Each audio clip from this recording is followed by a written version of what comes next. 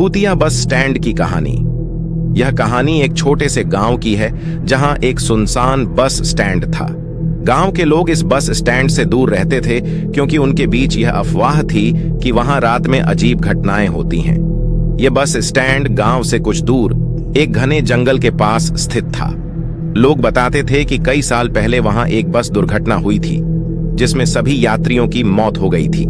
इसके बाद से यह बस स्टैंड भूतिया माना जाने लगा, पर रात के समय अजीब घटनाएं घटने लगी।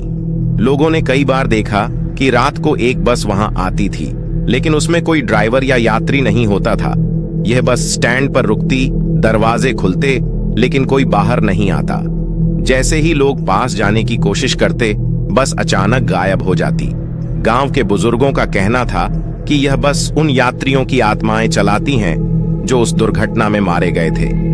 एक यात्री की आप बीती रामू नाम का एक युवक जो अपने परिवार से मिलने गांव आया था, उसने इस बस स्टैंड की अफवाहों पर विश्वास नहीं किया। एक रात जब वह देर से गांव लौटा तो उसने तय किया कि वह उस बस स्टैंड से होकर जाएगा। जब वह बस स्टैंड पहुंचा तो चारों ओर सन्नाटा था। अचानक उसने एक पुरानी और खस्ताहाल बस को अपनी ओर आते देखा। रामू ने इसे आम बस समझकर रुकने का इशारा किया।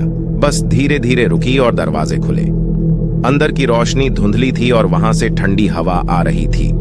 रामू को थोड़ा अजीब तो लगा, लेकिन उसने सोचा कि शायद यह उसकी थकान का असर है। वह बस में चढ़ गया और सीट पर बैठ गया, लेकिन जैसे ही उसने अपनी जगह ली, उसे महसूस हुआ कि कुछ ठीक नहीं है। बस में अन्य यात्री बिल्कुल शांत थे और किसी की भी शक्ल साफ नहीं दिख रही थी। कुछ देर बाद रामू ने जब बस के शीशे में अपनी परछाई देखी तो उसे डर का एहसास हुआ। शीशे में उसकी परछाई के बजाय एक कंकाल दिखाई दिया। उसकी घबराहट बढ़ती जा रही थी। तभी बस के कंडक्टर ने उसकी तरफ देखा और उसकी आंखों में अजीब सी चमक थी। उसने धीरे से कहा, तुमने गलत बस पकड़ ली है। रामू को अब इस बात का एहसास हो गया कि वह एक भूतिया बस में सवार हो गया है।